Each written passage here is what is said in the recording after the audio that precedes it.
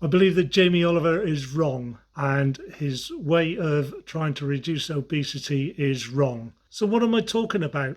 Well, obesity. Not so long ago, I had something come into my timeline, my news timeline on my phone. It was headlined, "Why Half the World's Population Could Be Overweight or Obese by 2035." Over half could be overweight or obese by 2035. Now, to me, that is a frightening figure. So I thought I'd delve a little bit more of that, making sure that that the where this came from is reliable. But how reliable it is, who knows? Can you trust these people? Well, it's the best we've got at the moment.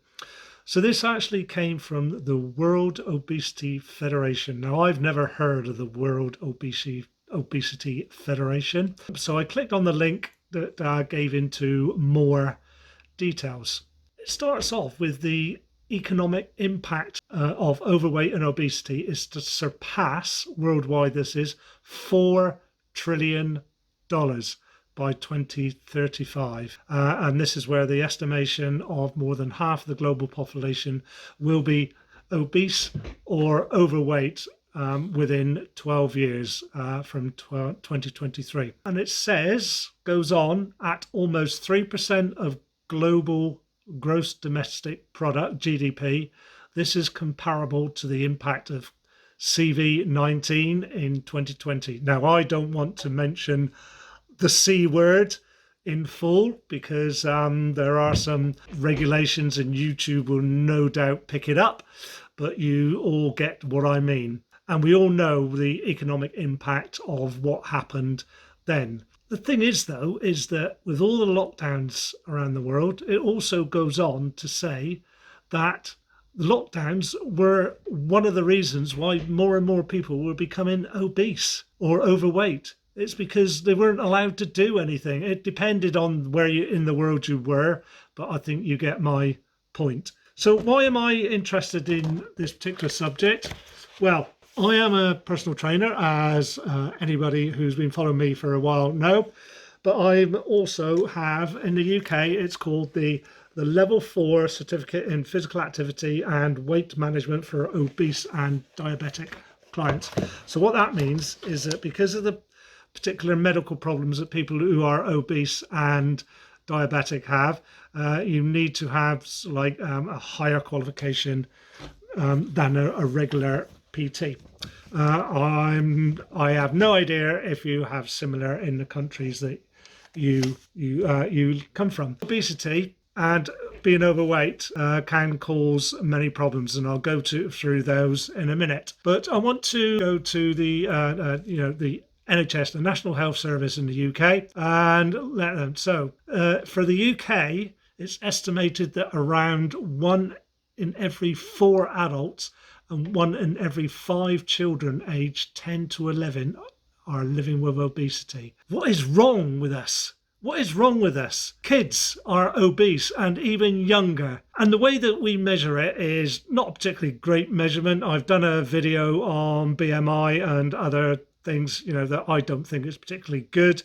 So BMI, the body mass index, is a measure of whether you're a healthy weight for your height. It's a very crude, very basic. And basically, if you are BMI of 25 to 29.9, you're in the overweight range. For 30 to 39.9, you're in the obese range. And 40 and above, you're in the morbidly or severely obese range. But if you have South Asian, Chinese, other Asian, Middle Eastern, Black African or African Caribbean family background, you'll need to use a lower BMI score. And this shows why BMI is not particularly good, in my opinion. Limitations, because it carries too much weight, but not too much fat. And that's all it does. For example, people who are very muscular, and I think I count myself in that area. And what about, like big rugby players and people like that, and can have a high BMI without much fat. Now my body fat is about 18-ish%, I think,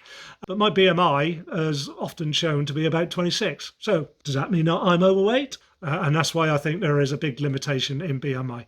Anyway, let's go back to this economic. They concentrate on the economic. Yes, economics is important, but I personally think that the actual overall health is important as well. It's mostly high income countries that have the biggest problem, but also low income countries have other similar problems, or so we say, are catching up. Let's just say some of the health implications associated, or complications associated with obesity. And I'm going to be reading this, so I'm going to be looking down. Cardiovascular disease, hypertension, type 2 diabetes, metabolic syndrome. So metabolic syndrome, I've done a video about that as well. Sleep apnea, osteoarthritis, certain cancers, depression, non-alcoholic fatty liver disease, and COPD and asthma. So there are many, many complications with being obese and overweight.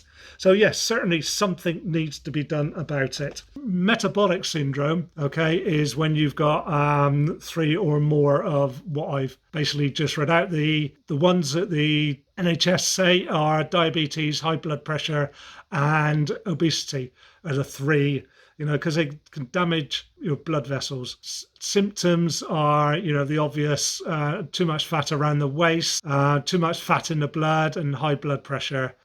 Inability to control blood sugar levels can lead to all sorts of other complications as well. Why did I bring Jamie Oliver into this? Well, he's a well-known celebrity chef. That's the term that they use, so that is being used. So that's the one I'm going to be used. TV chef, I'm going to call this, called for a 20 pence tax on sugar sweetened drinks and documentary. Now this was from 2015, and there was a TV program about that. Now, why do I think he's wrong? The reason being is because I don't like taxing for taxing's sake. So there are other ways to do it. Education, not tax. Okay, because the people who are affected more on this are those with low-income families who tend to eat the cheaper foods, processed foods. My biggest thing is I hate lots of tax just for the tax. It doesn't work, and there is somewhere that's saying that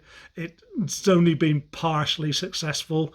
Right, similar to smoking, the tax on cigarettes in this country is phenomenal. I've never smoked, but I know it's phenomenal.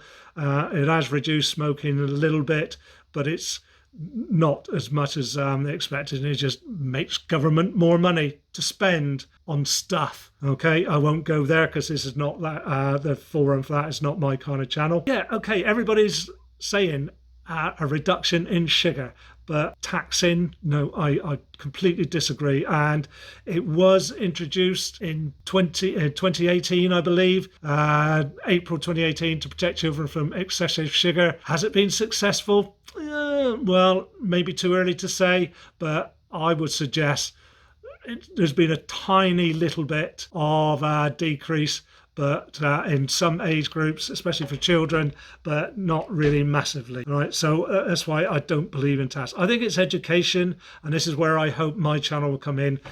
And let's talk about, exercise for people who are obese and overweight. Anything will do, right? Walking is a great start, but the trouble is that people who are overweight and obese tend to struggle doing the high intensity stuff to burn more calories. Let's say, for example, in a typical walking session, they might burn 200 to 300 calories. Well, you can easily gain that. So it's got to be really down to food intake, I think, your diet and what you eat. And that is, in my opinion, the biggest problem, is that there's too much processed food availability. A lot of it is down to our lifestyles. We're all busy people, can't be bothered to get home and cook a proper wholesome meal. We in my little town have seen a massive rise over the last 10 years or so in fast food outlets. And people do use them a lot. Now, I don't think that we should tax those highly either. I really don't. I think it's down to education. Tell me your thoughts below. What do you think can be done about the huge obesity problem we have around the world, and it's not just the high income countries, it's the low income countries as well. I'm quite passionate about this. I've never been obese or really overweight myself. I just can't imagine the problems that we will have in 2035 should these predictions come true. So comment below, what do you think about We Can Don't Be Done about obesity? That's it for now. Thank you very much for watching this video, and please like and subscribe. I'm trying to get to 1,000 subscribers at time of recording. I'm at 904, and I will see you again soon.